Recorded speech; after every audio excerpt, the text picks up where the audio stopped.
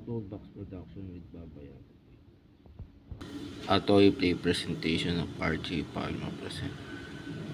Flash Star Season 9. The Sparkle of Minds created by RJ Palma. Zoro in the Magic Empire. Episode 4. General Nicolo at Lady Myra. Bata na yun, Warlord. Yensi. Bala ko na magdeklara ng de facto martial law dito sa bayan San Martin. Ito ay matapos nating sakupin ang bayang ito.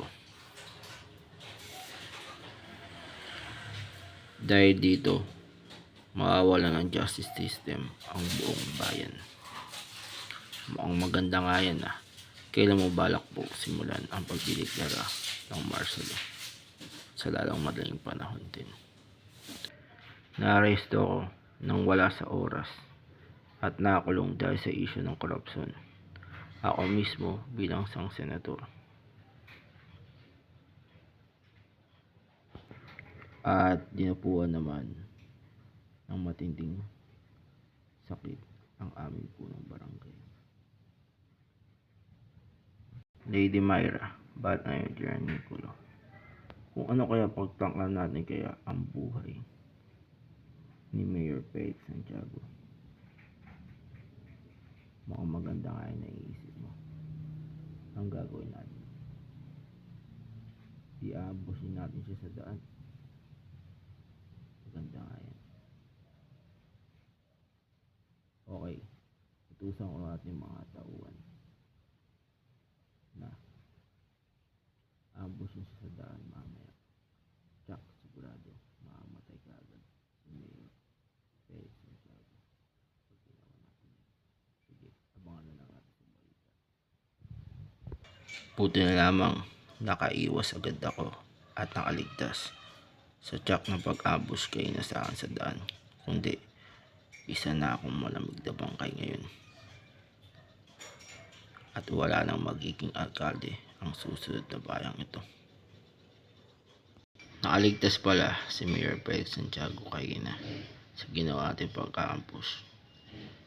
Ang susunod na gagawin natin, di ang pag-iinitan natin ang kanyang asawang si Congresswoman Santiago.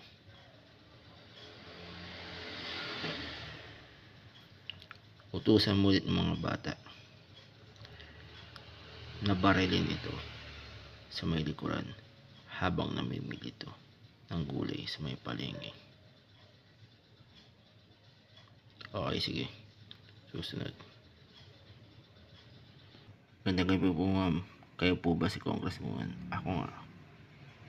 Okay. Pasensya na po, ma'am, na pag-uutusan po kami. Anong gagawin niyo sa amin? Babarayin ka na po namin. Boys, sige po. Fire! Wag! Bug, bug, bug, bug. At napapansin ko, patuloy naman sa paglaki at pagpapalit-palit ng pwesto ang rebulto ng anghel at ang demonyo dito sa may harapan ng City Hall ng San Martin. Lalo na tuwing tinatangka ko itong sirain o alisin. Boys, gusto ko sana paggawan nito ng kulungan kila General Nicolo at Lady Myra. Patawag mo sila. Opo, Warlord Yensi. Gusto ko sanang gawa niyo ng kulungan yung rebulto sa labas ng City Hall ng anghel at ng demonyo para hindi gaano makaapekto sa ating operasyon dito sa bahay na to. Dahil patuloy siyang lumalaki at nagpapalit-palit pa ng pwesto tuwing hating gabi. Masusunod, Warlord Yensi. At samantala sa bahay naman sa Madi, nakikipaglaban naman ngayon sila Sipu, Rabina, Rexor, Gamay sa mga big bunanat niyang. Ito ay matapos ng patakasin sa may exit backdoor ng Samadi yung mga pinuno ng bayan na sangkot sa korupsyon at krimen. Mukhang kayo na pata nakikipaglaban dito sa mga big bunanat yung hindi pa ba sila napapagod? Kaya nga Ano pa bang pinaglalaban nila? Sila ang nagkamali. Sila ang nagpataka sa mga pinuno ng bayan dito sa may exit backdoor ng Samadhi, nasangkot sa mga korupsyon at krimen. Hayaan nyo na, pagpatuloy nyo ng ang paglaban sa kanila, makapagod at mauubos din sila. Sana nga. Senior Zoro, patawag na. Patawad kung pinatawag ka namin ng biglaan dito sa bayan ng Samadhi. Ano po yung mga paglilingkod ko sa inyo? Emperatrice Sophia at Prinsipe Basilicus. Pinatawag ka namin para tulungan ang mga mandirigma ngayon. Nakikipaglaban ngayon sa mga big bunan dyan sa may plaza ng Samadhi.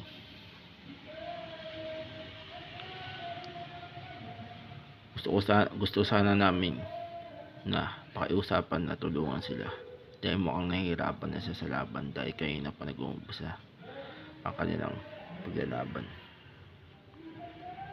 Huwag kayong mag-alala, gagawin ko lahat ng aking makakaya upang tulungan sila. Paano? Mauna na ako sa inyo. Sige, mag-ingat ka, Zoro. Sige pa. Alam ko na mga tol ang gagawin natin. Bakit di tayo gumamit ng modernong sandata tulad ng cyborg? Jack, walang pag-asa ang makakalaban natin sila Sipu, Rabinan, Rexor at Gamay if makakarap nila ang cyborg. Tama, sige, gamitin natin yung dalawang cyborg laban sa kanila, diba?